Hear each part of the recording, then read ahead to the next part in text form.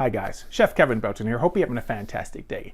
Now you hear all types of different flours. The all-purpose flour, self-rising flour, there's rice flour, tapioca flour, oat flour, and that's what we're going to do today. We're going to make blueberry scones, but we're going to use oat flour. Now, I don't have any allergies, but there's some folks that do, and they need a gluten-free flour.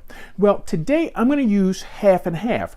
I'm going to use an oat flour along with all-purpose flour. Now, you can see the difference here. Oat flour is going to be a little grainy, and exactly what it is. It's made from oats. This is just oats that I ran in a food processor, okay, until they were pureed, and that's what it is. So when you see oat flour, rice flour, all these different type flours, that's what it is. So I have a cup of oat flour, a cup of all-purpose flour. To that, half a cup of sugar, 2.5 teaspoons of baking powder, and a little salt. So let's get this in. We'll get this post, and then we'll cut our butter in. Now that we've got this process together, I basically cut up the butter and I put it in the freezer so it'll be really cold. And Mom used to do this with a couple of forks, but I'm just going to do it in the food processor. It's going to look like little pebbles, okay? So once we get this post and get our butter cut in, then we can go ahead and dump this in our bowl and add our wet ingredients. Now our butter is cut in and I've put it in a bowl, okay? Now here I have egg and vanilla together. I'm going to beat this, and because I'm using oat flour, some flours will absorb a little more moisture than others. So I'm going to start with our heavy cream.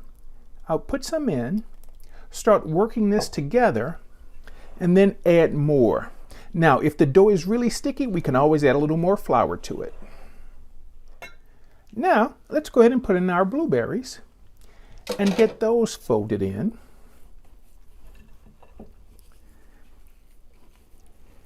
See, they'll come together in just a bit, because what I want to do is I'm going to flour the counter.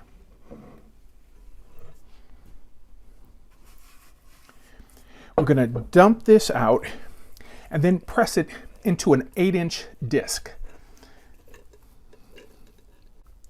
Now, I've had to add a little more flour to it, and now let's cut them. So we're going to go across. It's almost like cutting a pizza.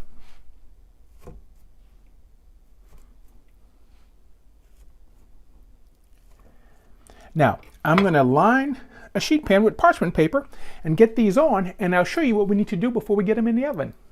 The oven is preheating at 400 degrees, and before I put them in the oven, here's what I want to do. I want to take a little heavy cream, brush it on top, and I'm going to take a little coarse raw sugar and sprinkle just on the top. This will give a nice crunch on the top as it bakes. So let's get the rest of them done and get them in the oven.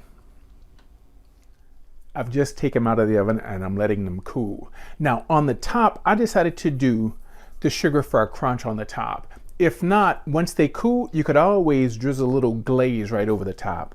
But I tell you what, when these babies cool, ooh, I'm gonna have a cup of tea. Oh, I hope you try the recipe. I think you're really gonna like it. Thank you so much for cooking with me today. For WWL TV, I'm Chef Kevin Belton, and we'll see you soon.